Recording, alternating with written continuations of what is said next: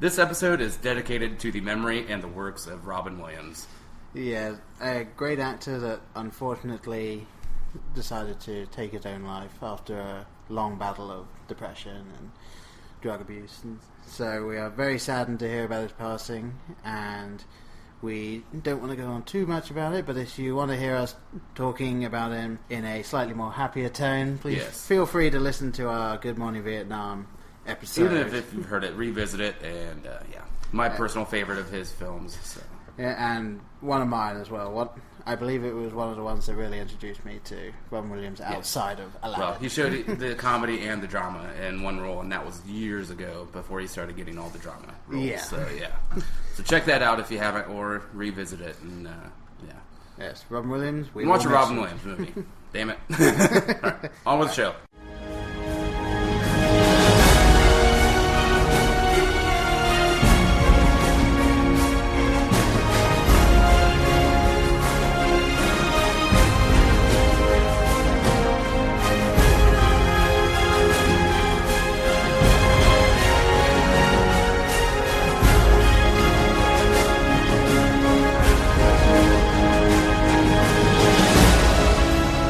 Welcome to Blockbusters Podcast. I'm Brian. I'm Paul. And today we're going to be taking on Guardians of the Galaxy. Yes. Not in fighting form, because we lose, but we will be discussing it in depth. Yes. So just before we start here, I want to remind everyone you can catch us on Twitter at Blockbusters. You can catch us on Facebook, facebook.com/Blockbusters. You can email us at blockbusterpodcast@gmail.com, and that is because I forgot to put the S when I initially signed it up. And we also have... I kind of like the sound of it now. I've grown to like that. I know, me too. Podcast. And we do have a website as well. Not updated as frequently as I would like, but hey, I'm busy. Hey, you know what? Yeah. That is blockbusters.webs.com. And your home address is... My home address is... All right. Fair enough. Alright, so, getting back to the film there, we have this film directed by Mr. James Gunn, probably most well known for his Hamster PSA in 1997. Please look that up, people. Please do. That definitely got him this job, I'm convinced now.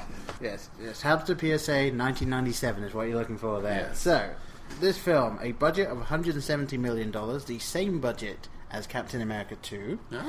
And as of today... it has a box office of 435,485,000 worldwide.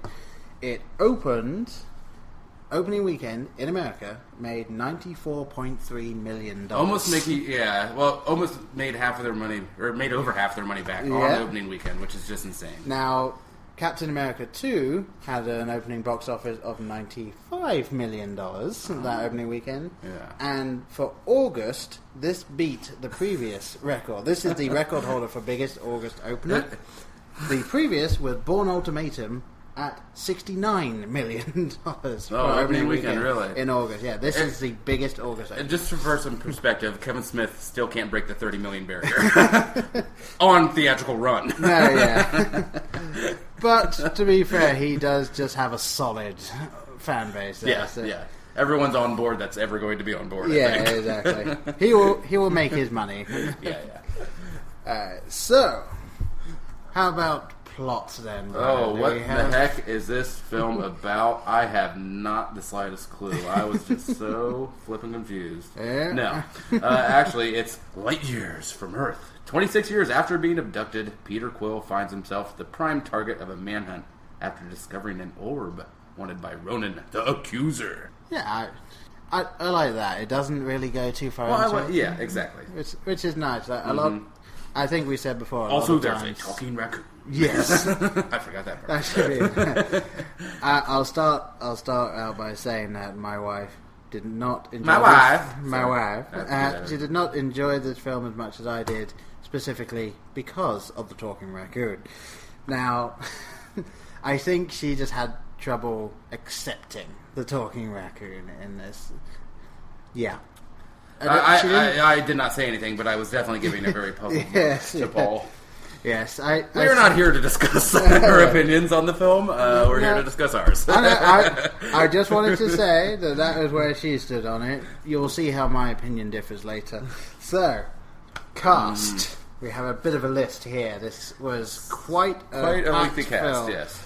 So, first and foremost, as Peter Quill or Star-Lord, you got Chris Pratt. Chris Pratt, he is going to be a movie star now. Yes, I am convinced. Yeah. A solid choice, I'd say. And also married to Anna Faris. Did not know that. Mm-hmm. Yeah.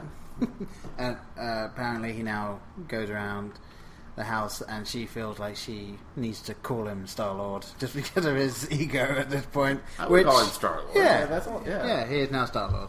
So, Zoe Saldana. Finally, he's probably saying finally. Yes, finally. Someone is accepting me.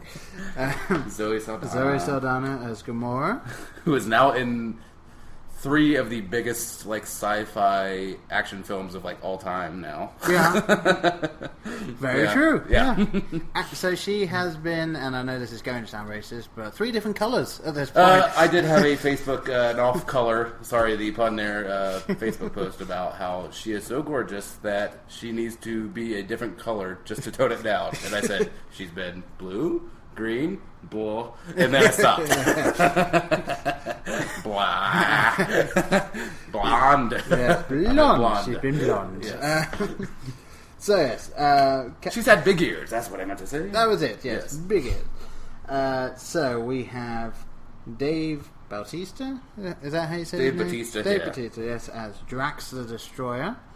I believe he's not really been an actor unless you count. Well, what he does is really theatrical. I mean, he's a professional, in quotes, wrestler. I mean, it's entertainment, and they follow a script. Sorry, would-be believers out there.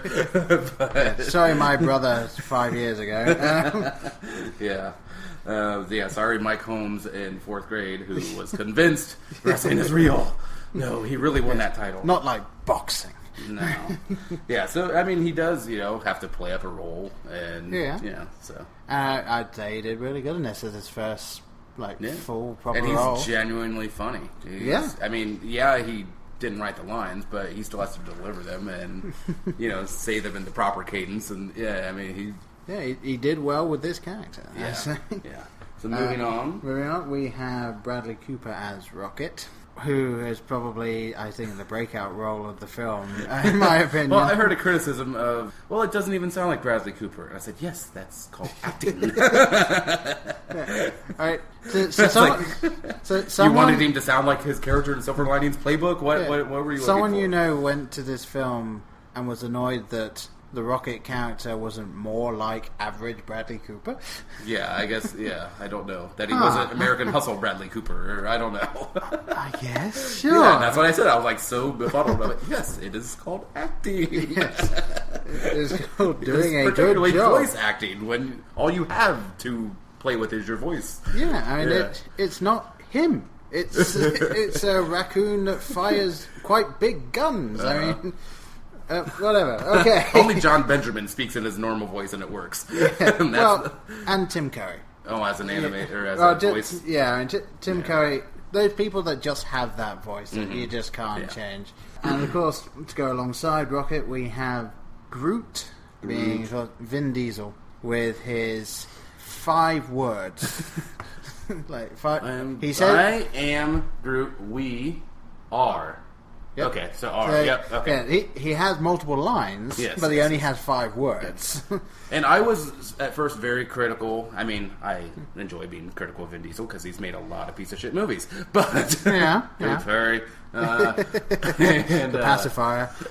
Yeah, I don't even know. I can't even keep track of which ones are him and which ones are The Rock. True. But it's all he had to do is say 3 words and get a nice paycheck. But apparently he did a lot of recording for this. Lots of different inflections. Yeah. Lots, saying the lines multiple ways. Lots and lots of hours in the sound booth. So, well, I mean, to go into it a little bit, he was able to use only 3 words, and then obviously at the end an additional 2, to actually make you really like this character. I mean, obviously, and the whole bit with Rocket understanding what he's saying. I mean, that's a bit that's been done before, but I still think it really worked well.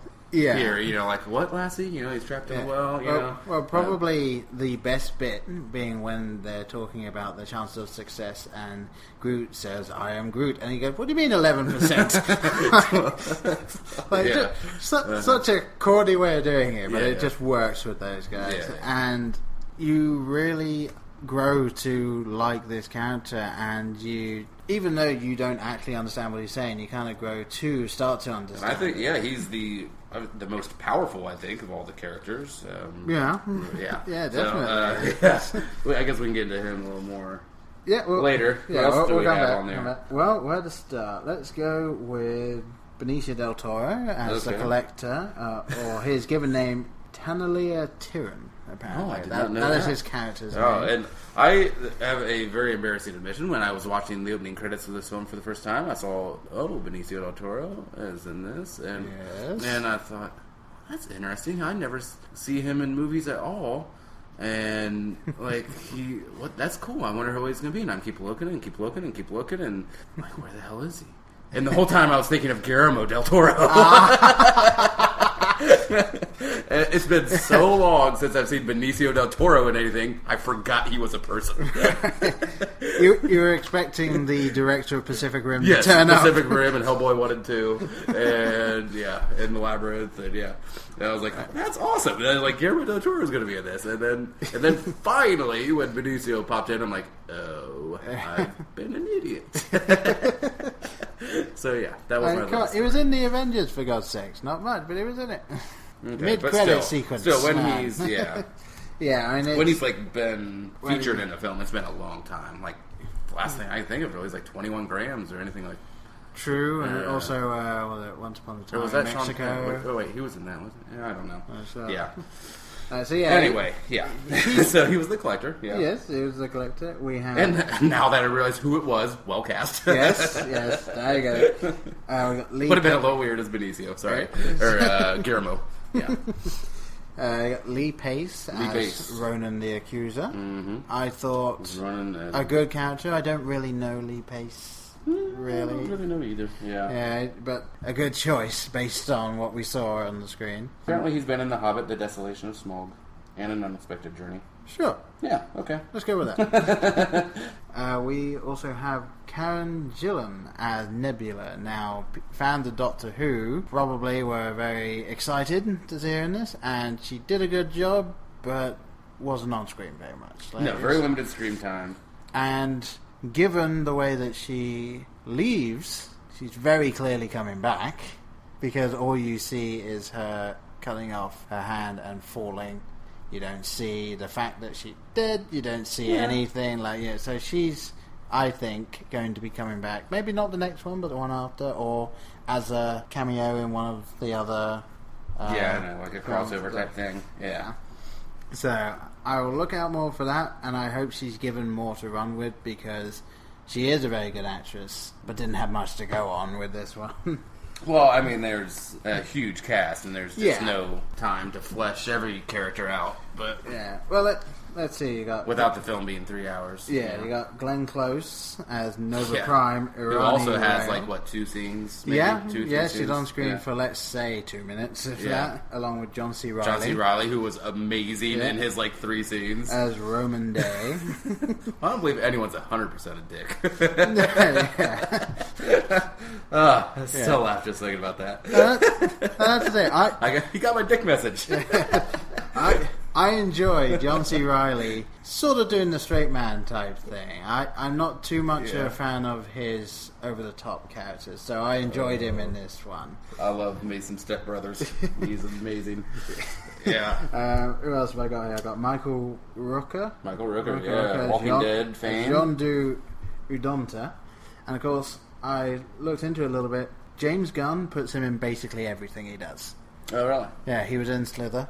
Okay. As well, and I think if James Gunn does the next one, then you can probably definitely expect to see him back. And then the only other name I have down here is Peter Serafinowicz, the wonderful Peter Serafinowicz, and he was kind of just a secondary off character in the core, but he really reminded me a can't lot root of Kobe Smulders in the Avengers stories. You know, Yeah. like she has a little more of a role. Yeah. As what is it, Hill? Is that her name in it? Yeah. Yeah. But just kind of like a secondary or tertiary in charge. You know, whatever. Almost supposed to be the person that shows you how the Star-Lord character affects people, because he comes round to his side, he sees he's on the right side, and unfortunately, spoiler, even though we spoiled several things already, unfortunately, does not make it. I want to put it this way: he goes the way of Bishop in Independence Day. Pretty much. A little. He's like mid-sentence. Yeah. Yeah. Oh yeah, so unfortunately no more Darth Maul. No, he will not be back. Probably not. I'm kind of surprised they didn't make a reference somehow. Oh, I don't know. Get a line in there, but whatever.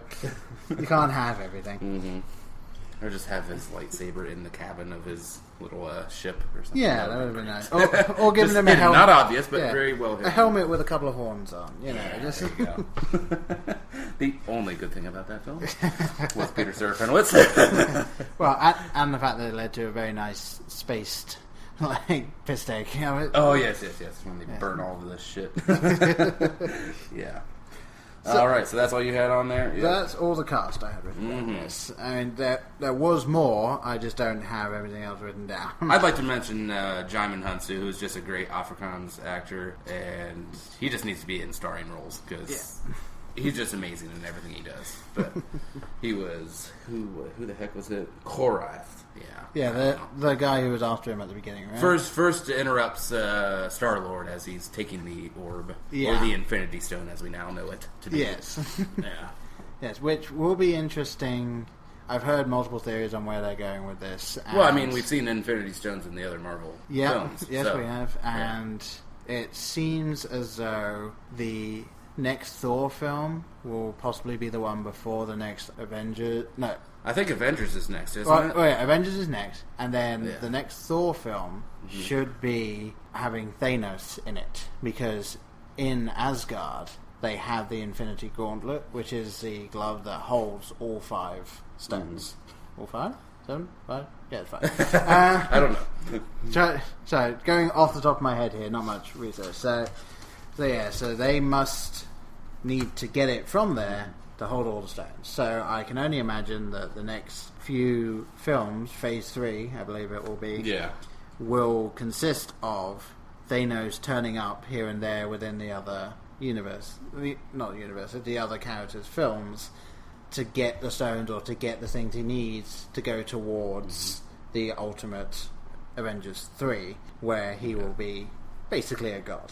And they're going to be fighting. Oh, I'm so ready for Age of Ultron. I want Age of Ultron. Stage 4, though, if you didn't know, is going to be just only Marvel films in theaters.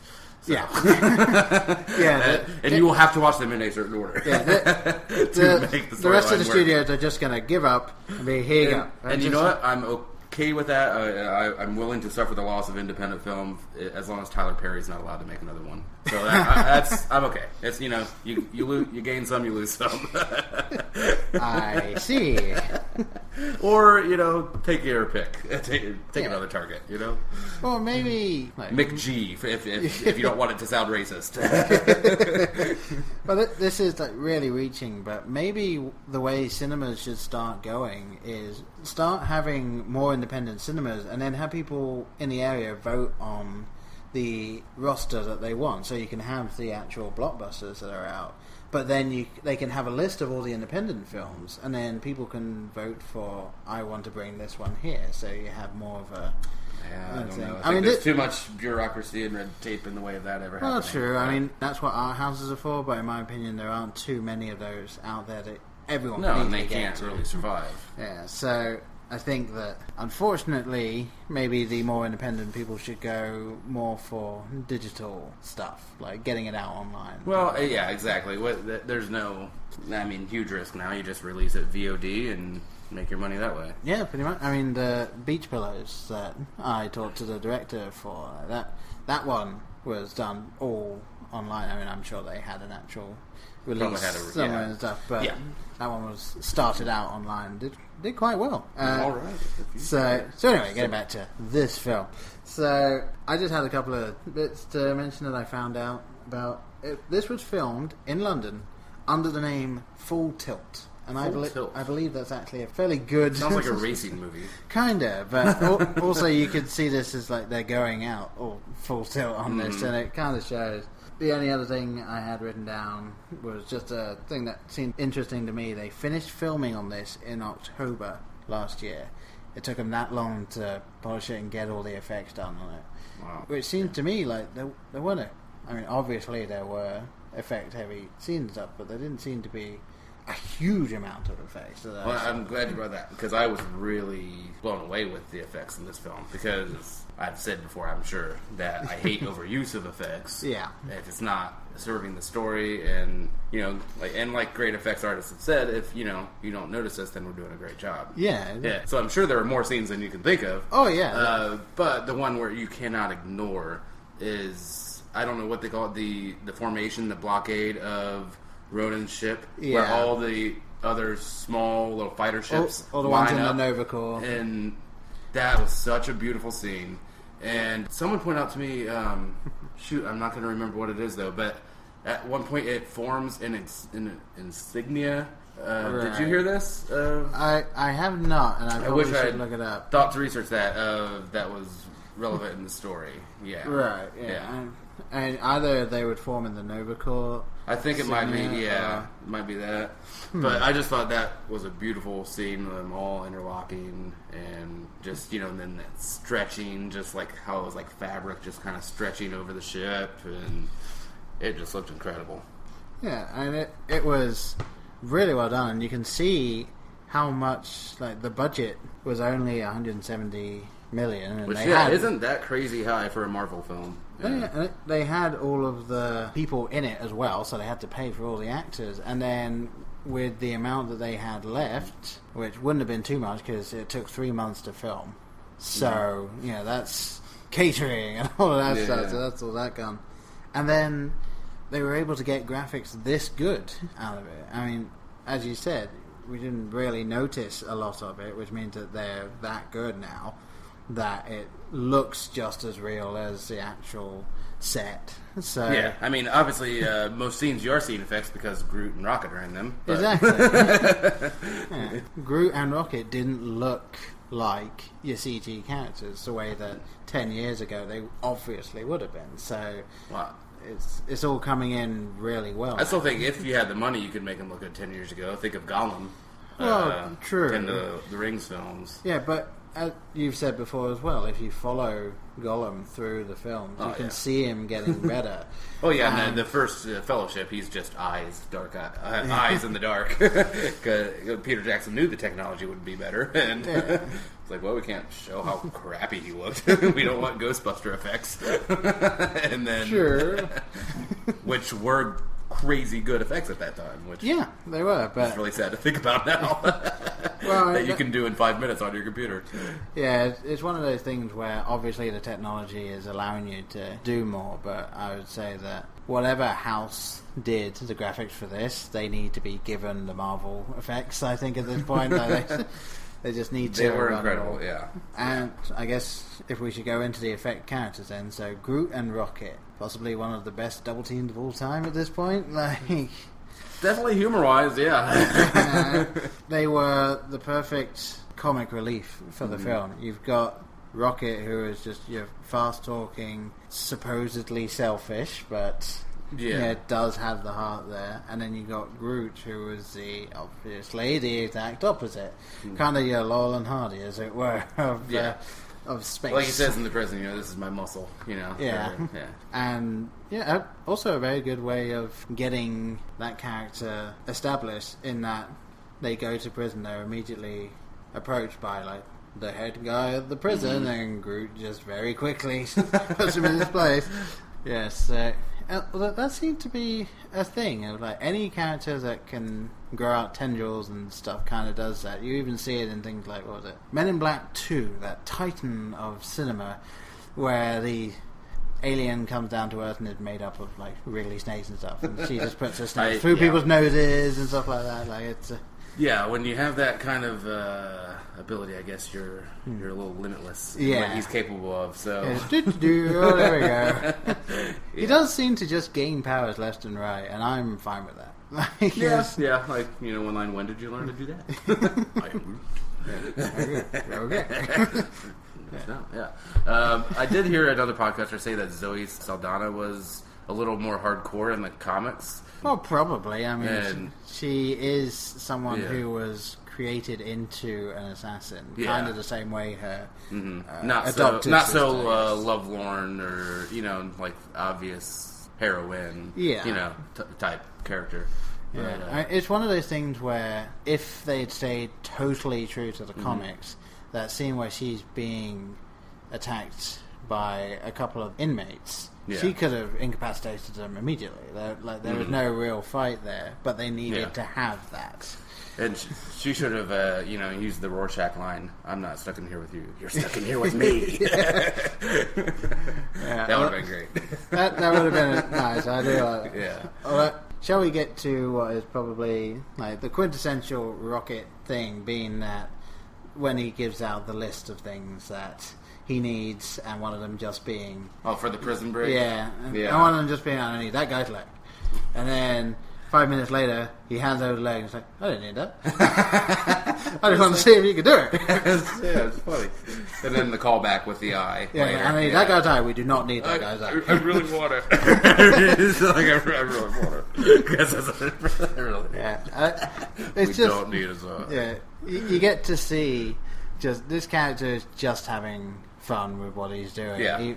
And it's you want that, especially in comic book film, because if you ever read comic books, these guys just have fun most of the time when they don't need to be super I'll say, serious. I think I told you before we started recording that he was I think the funniest character for me, or at least funniest line, I would say. Second funniest, I would say, for me, was Drax.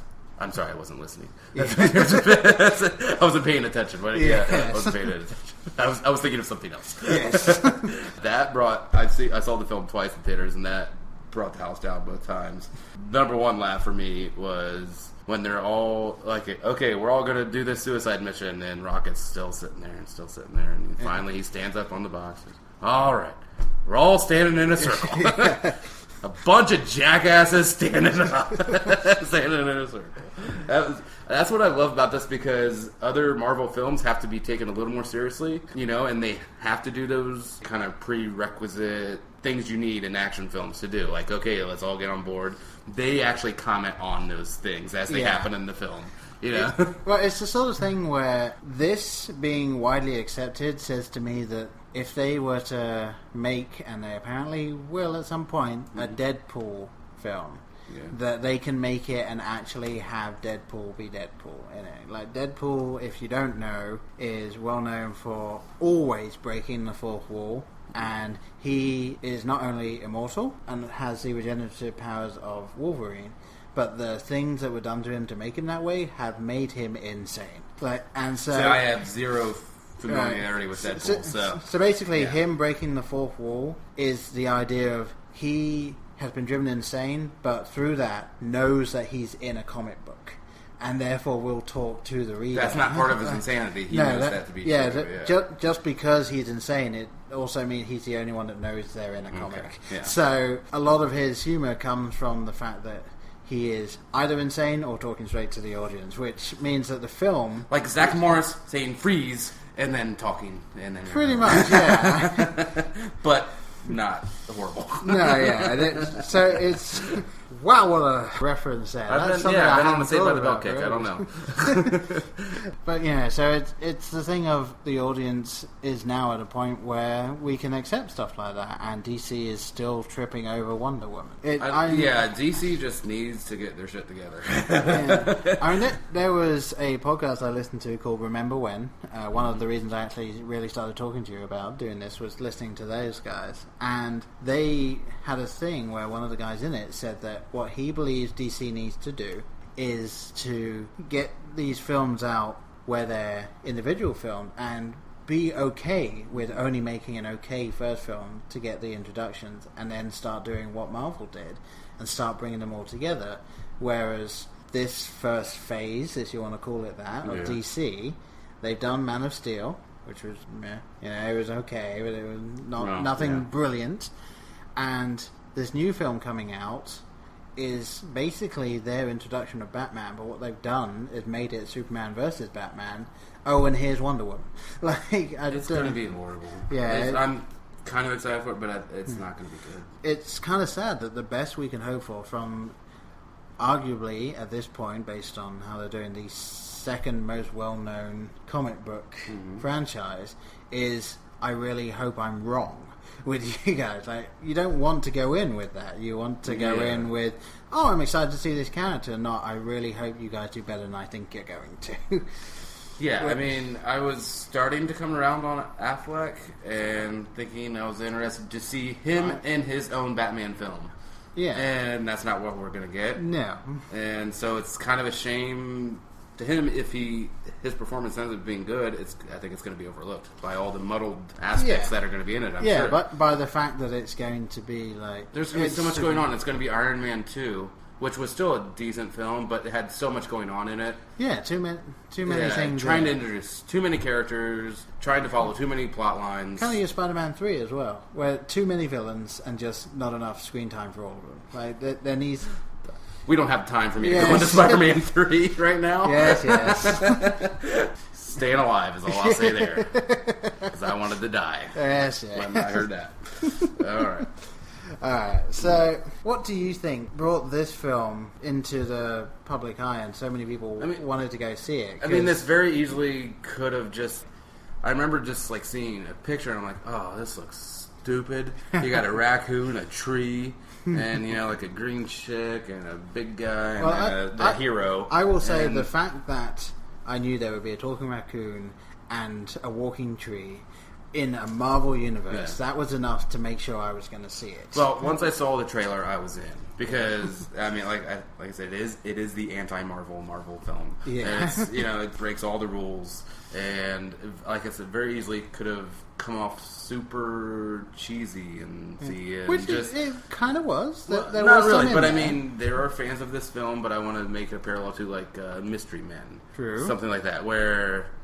It's very, very, very silly, and I don't think it ever leaves that realm. Well, This can stand alone as a great action movie, as a great comedy. Well, I want to throw something out there for it. I feel like this film is sort of Marvel's Firefly, as it were. It is the collection of characters, the humor that underlies it, and the situations these guys find them in. Right, it's a little of a space western, and the way that Firefly very obviously made that clear that's what they wanted to be. This is the kind of thing of it's the outsiders coming together and working as a team. Like Quill says at one point, we're all losers. And they're like, what? Well, we've all lost something, Look, what are we? We're losers. We're all losers. The 12% chance. It's better than 11. Yeah. But it's one of those things where you're starting to see it more as well. The underdogs binding together to overtake the thing. But these guys don't necessarily have someone that they're trying to be better than. These guys are just trying their best to save everyone. Well, and it was a very easy, very convenient plot device to get them together. It didn't take, like I said, I love the Avengers. It's probably now dropped down to my third favorite Marvel film. Okay. But that took so long setting up. This, they get in prison very easily. They have to work together to fight to get out, and also they want to sell this orb, and they'll all split it 4 ways, and that's all. That's the plot at that point. And there's no other reason for them to be together. No, well, this is one of those things where I love the fact that this film brought these guys together, and now we're going to see. I don't know if they're going to do it as Guardians of the Galaxy 2, 3, 4, or if they're going to have these characters branch off and show up in other Marvel things. But what we're going to do now is definitely see more of their backstory. So maybe we'll get one where... Yeah, I'd like to see Drax's world, and And yeah, I have looked a little into the character backstories just because I wanted to get a little fleshing out outside of the universe, and then to be able to see how true they stick to it. And there's certainly some flashbacks of Nebula and Gamora, before they were turned into super assassins, when her real father. And then, of course, I think everyone would be perfectly happy to see more Baby Groot. Baby Groot.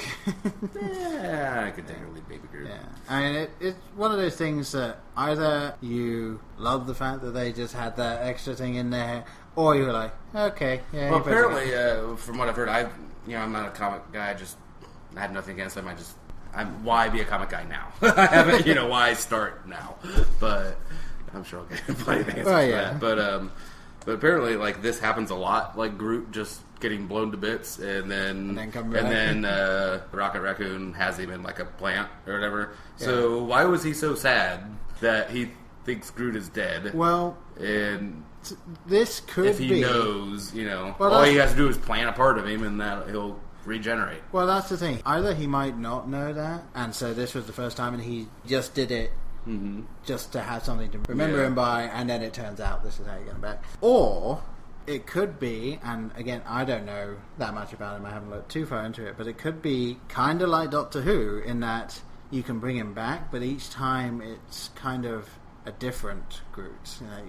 They've got to rebuild the friendship, as it were, and he's got to get to know him again. So it could be he was mourning the death of that friendship, and now he's got to build it up again. Maybe. I don't know. But, based on the little dancing Groot, which I think kind of eclipses the dancing coming baby. to stores soon, I'm sure. Oh, it's in stores now. Are they? Yes. The dancing Groot? Yes. So, you know how much I love this film? I almost bought a talking Star-Lord action figure.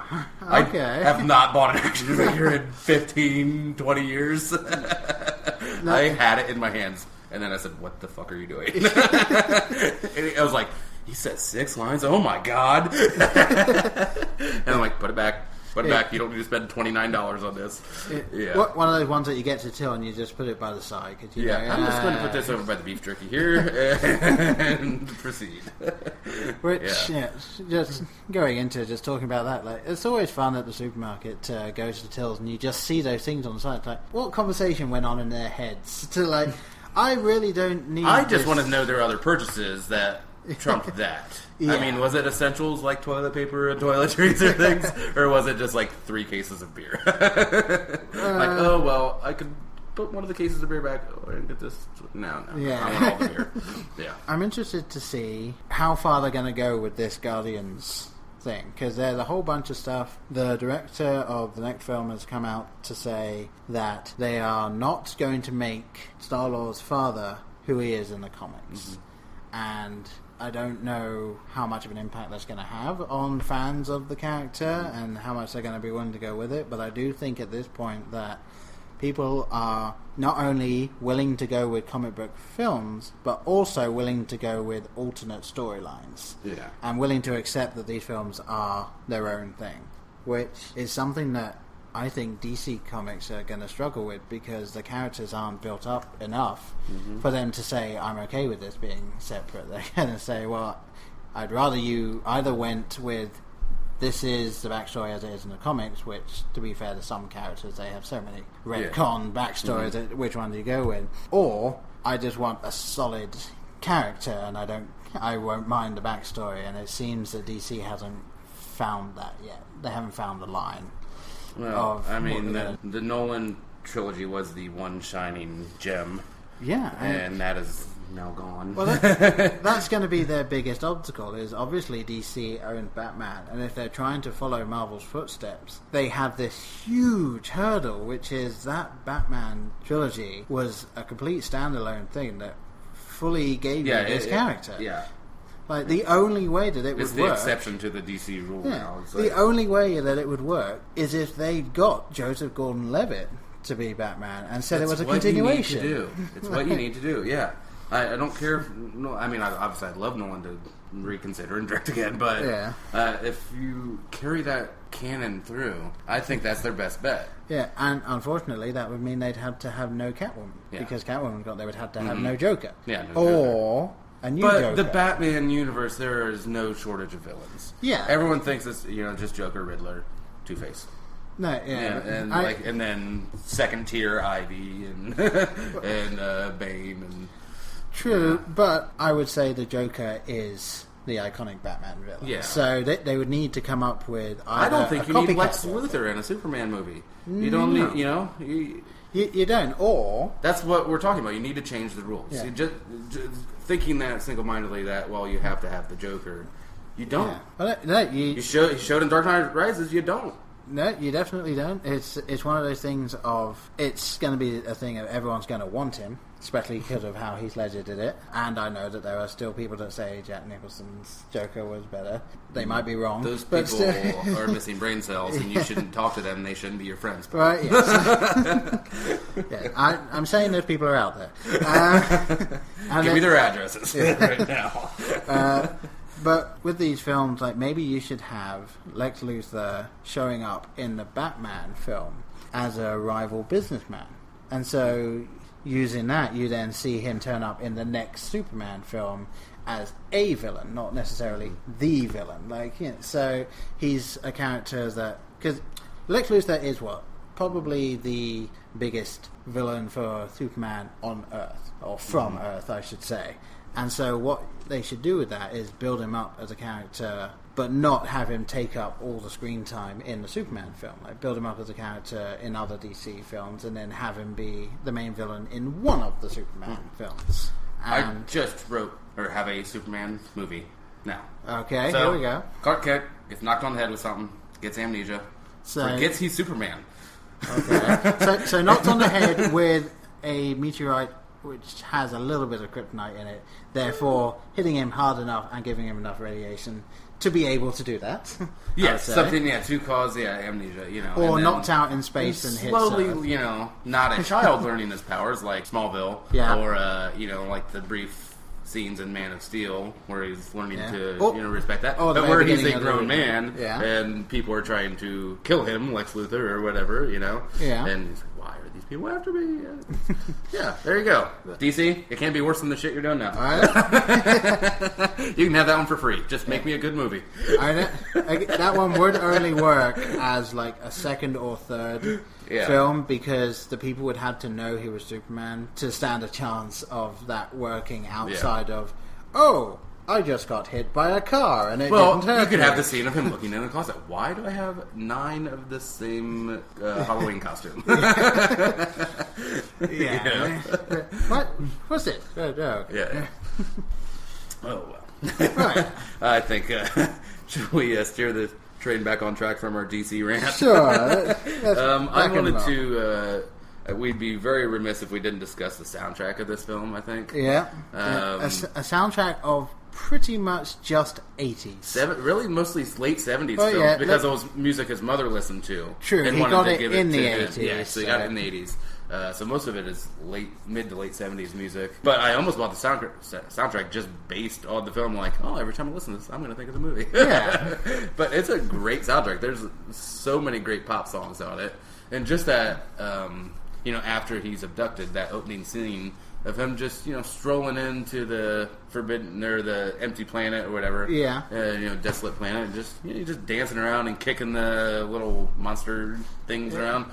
And singing into the one. It's like, you're immediately into the film. Yeah. You're just on board. But you're into the film and you know what this character is. Like, and that music just helps that so much. Yeah. And then, with when he's distracting Ronan, Yeah. Yeah. What are you doing? Distracting you, or whatever. Throw in the lasso. No, okay, bring it back.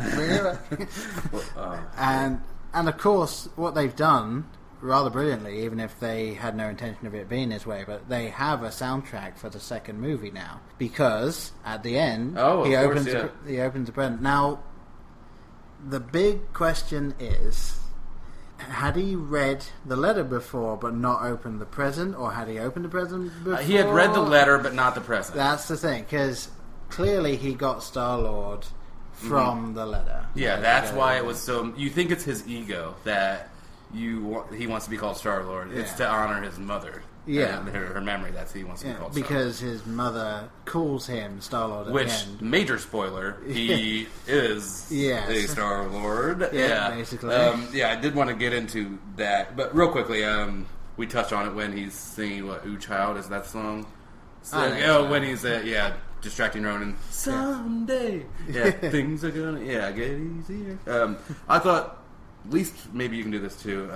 I want to circle back to this, but hard to nitpick on this. But least favorite part of this film felt very forced when Ronan said the title of the fucking movie. Yeah, you're the Guardians. You think you're the Guardians of the Galaxy or something? And I was like, tiny groan, not a big groan, but a tiny groan. And I just felt like they really felt like they had to get that in there. And I don't think he did. I don't think he needed to say the title of the damn movie. Well, I guess it's a question of, and not knowing the comics very well, did he, in the comics, give them the moniker? In which case, it would make sense to have it in the film, even if it is a bit of a groan. Yeah, I will concede that.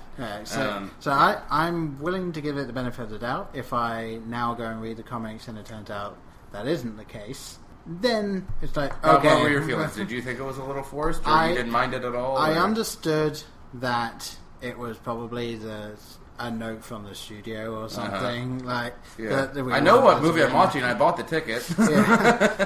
I didn't think I was going to go see some drama. Well, the only thing I would say is maybe if they hadn't played it the way they had, maybe if what it had been was another character scoffing at it. They should have said, you have Groot go, I am Groot, and I can say, we are the Guardians of the Galaxy. Either that, or maybe having Peter Serafinowicz' character throwing it off in score. But the fact that it was the main villain at a major point. Or maybe John C. Reilly, when he gives him back his ship or whatever, say, go guard our galaxy or something like that.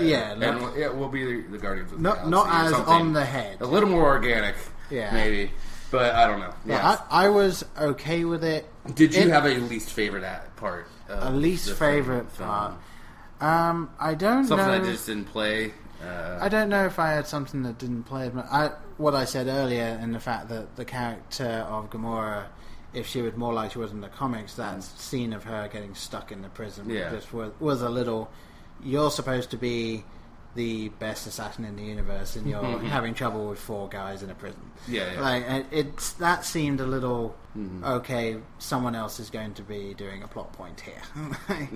That seemed the most forced to me, and I will agree that the main villain saying Guardians of the Galaxy at a major point, that was forced, but I kind of thought that might go that way, especially since he was a very theatrical villain. So many other great things in this film. To focus on that one little thing is to not honor the film properly. But I just felt like I had to bring that up because I was like, meh. And the second time I saw it, I know it was coming. I was like, meh. Guardians of the Galaxy. And then Star-Lord repeats it. You're damn right, or something. Maybe that's why that was in there, so that they would have that uniting point. Obviously they unite in the ship when they agree to go through it, but this is their stand. This is them being the Guardians of the Galaxy. So they all stand together and they all take the force of the Infinity Stone that should kill mere mortals. And so 2 things. Number 1, in the comics you do find out that Star-Lord's father is from an ancient race. Thank you. I did want to get to the Star-Lord dad spoilers as I had them highlighted. Which Yondu was originally hired at the beginning of the film to bring him to his father. Now the thing is, obviously, he is a member of an ancient race in the comics, and they have stated that his father in the movies is not going to be the same person. They haven't stated whether or not he's going to be from the same race or not. Well, and Mother Dying says your dad was an angel.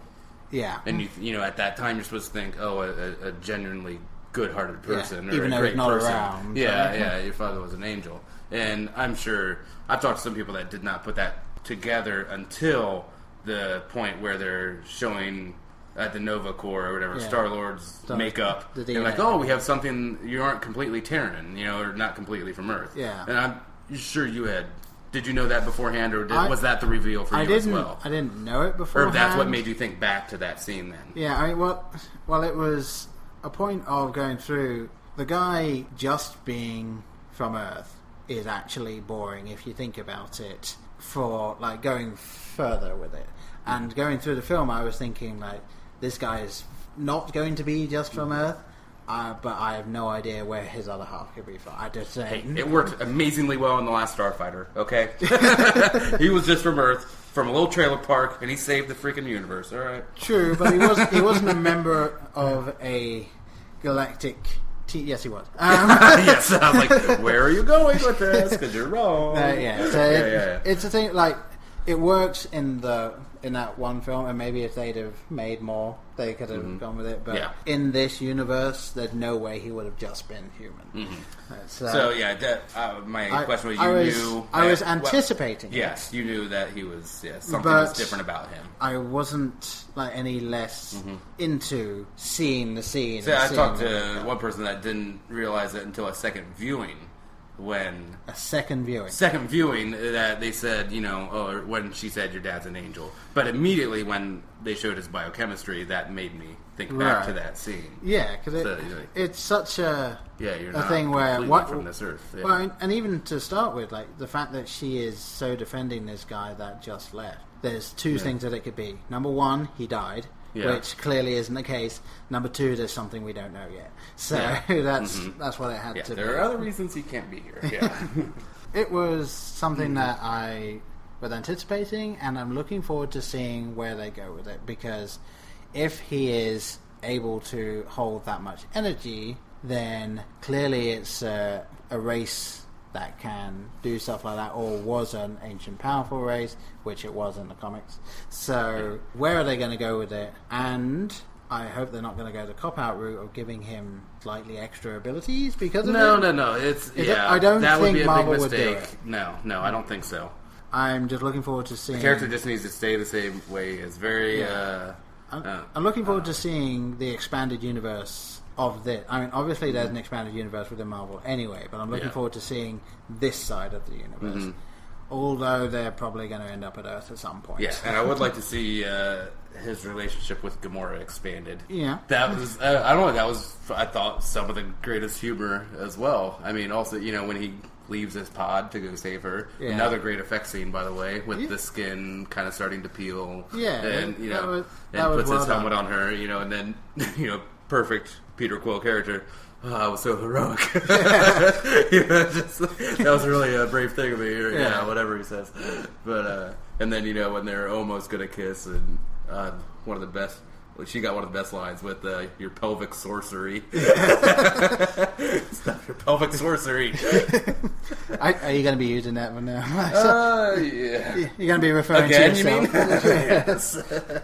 Yes. Yeah. One of those things where this was kind of the underdog in that no one really knew outside of the comic book readers. No one knew these characters going in, and Marvel did. Hadn't heard of it. Yeah. Marvel did so well at not overplaying it, and then just letting people go and see it and building these characters.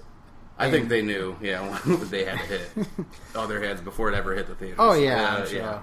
And it's one of those things of I want DC to sell the rights of their characters to Marvel, just so I can see Marvel's take on it. I want to see a good Justice League film, not a horrible... if they're even ever going to make the Justice League film. I perfectly understand that DC owns the rights to Justice League, and that Justice League is a little more dark and dreary than your Avengers and stuff like that. But I still want Marvel to do it. Yes. Yes, they should sell the rights. I want to see Joss Whedon do the Justice League because I think he could he could pull it off. And I just want to see the characters done right, and I think DC is kind of fumbling right now. Especially given that this film did so well with characters no one knows about. Exactly, and I think a large part of this was word of mouth too. I mean, just me, myself, I've told tons of people to go see this film.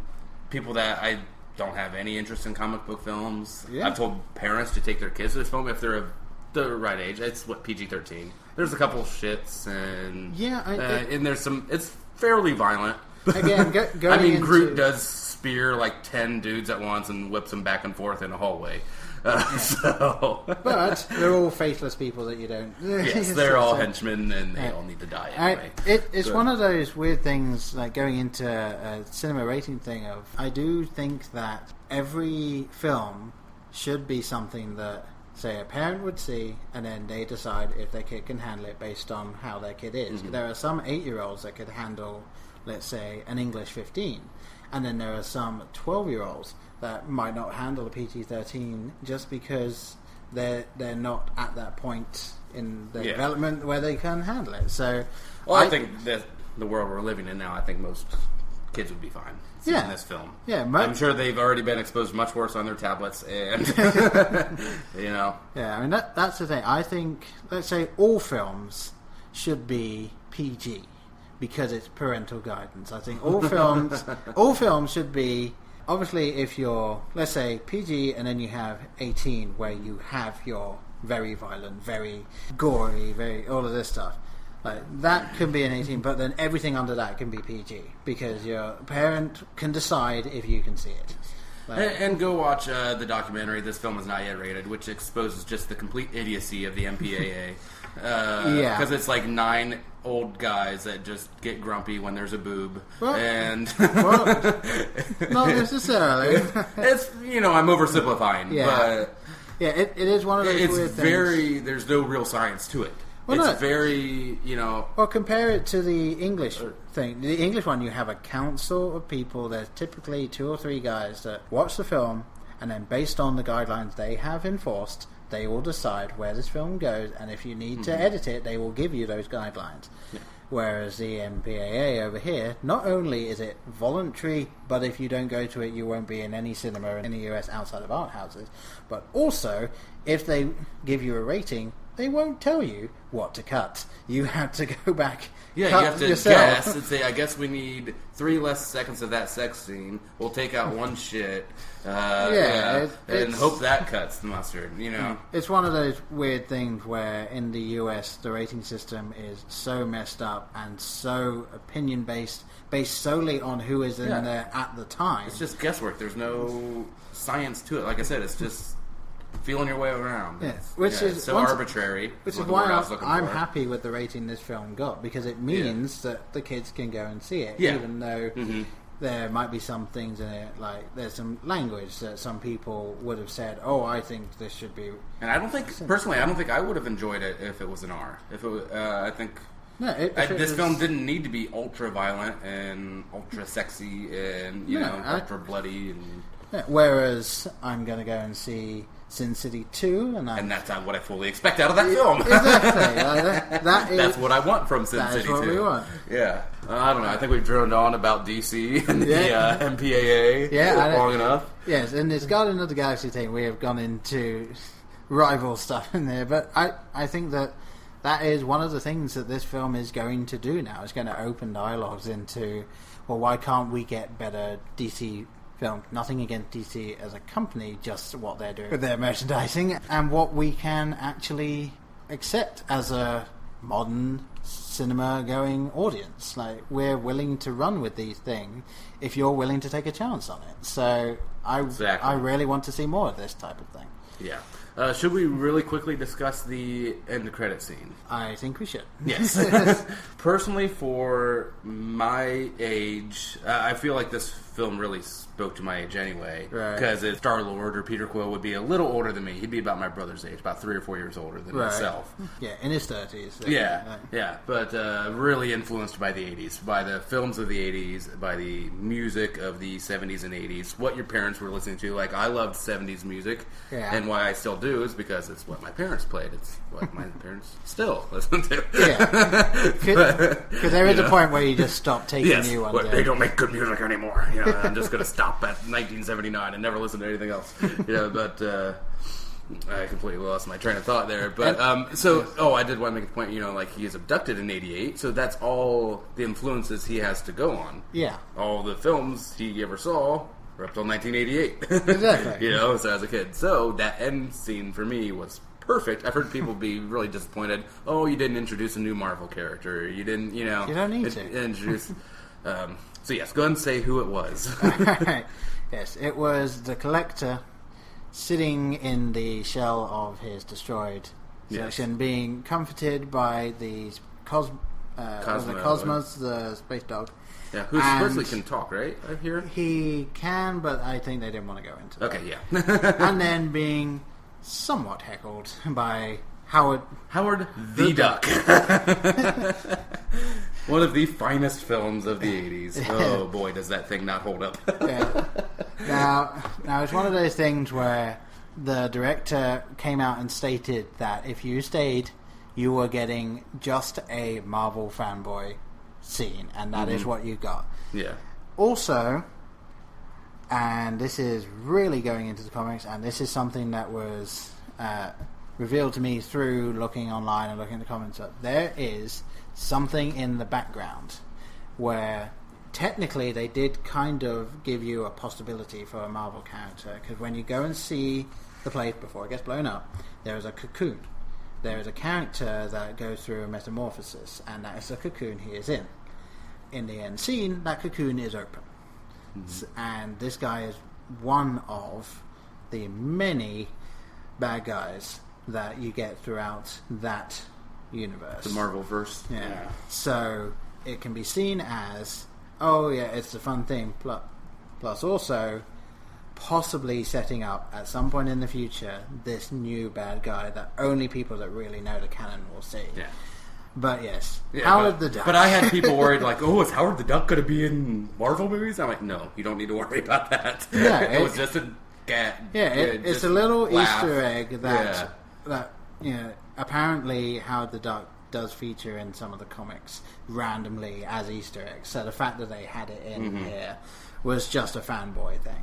And I liked it. I liked the fact that they didn't take the end of credit scene to be, what are we going to tease? It's just, here you go, have fun. Yeah. Like the film is. Really, exactly. That's why it was perfect for the film. It's the anti-Marvel end scene. Yeah.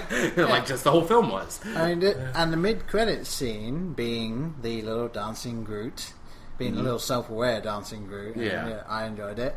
And then that, I think, led people thinking, okay, so there must be something at the end setting something up. It's like, no, this is just too fun. And how sad is it now that Marvel is known for these, that now people expect, something, for a natural progression into the next Marvel film, Exactly. Like with, what was it, the twin? Was that the Captain... The twins was at the end of Captain America. Captain America, yeah.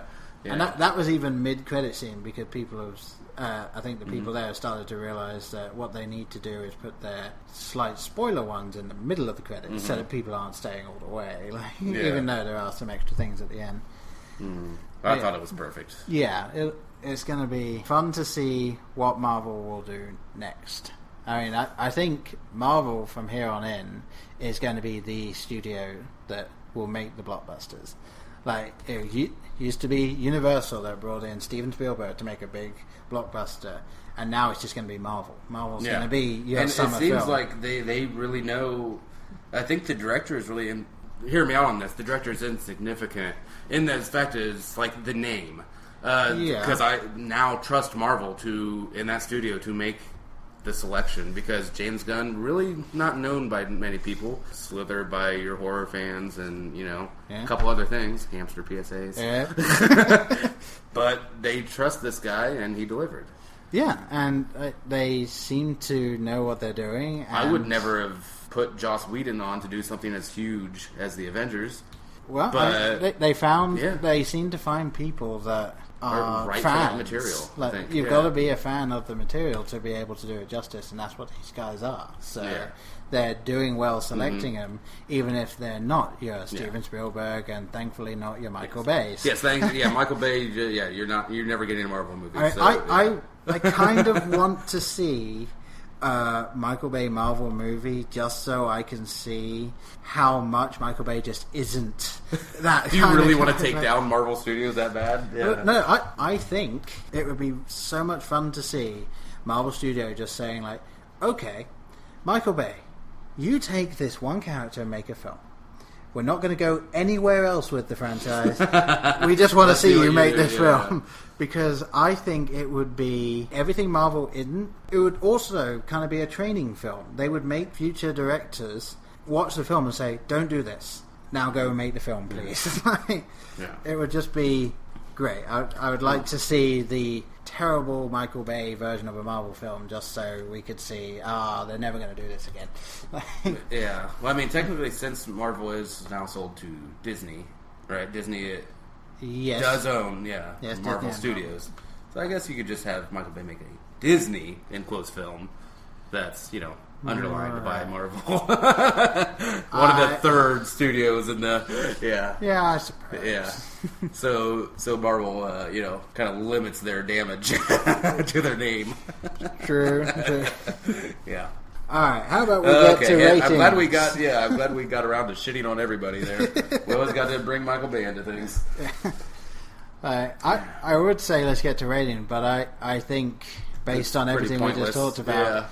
Yeah, go see this film. That's the rating. And if you haven't, why haven't you seen this film? Yeah, and this is. And if you've seen it, why haven't you seen it 3 times? Go ahead. This is definitely one of my favorite comic book film. Period, just because of how much fun it was. Yeah, and just as much fun the second time. Yeah, and it's one of those things that I think is going to be in my ever fluctuating top 10, just because of the amount of fun they clearly had making it, the amount of fun that you see on the screen, and just the fact that it's kind of like you should get Kevin Smith to write the dialogue for the film, and this is almost what you'd come out with. This is just the perfect character film, and that's what Marvel seemed to be good at doing, and that's what I'm looking forward to seeing more of. Yeah, I was extremely happy and extremely excited for when they return. Since technically we really should give rating for I'm going to say minus 0.3, just because of how much I loved the characters and how much fun I had with it. Again, in the future, maybe it'll go down to minus 0.4,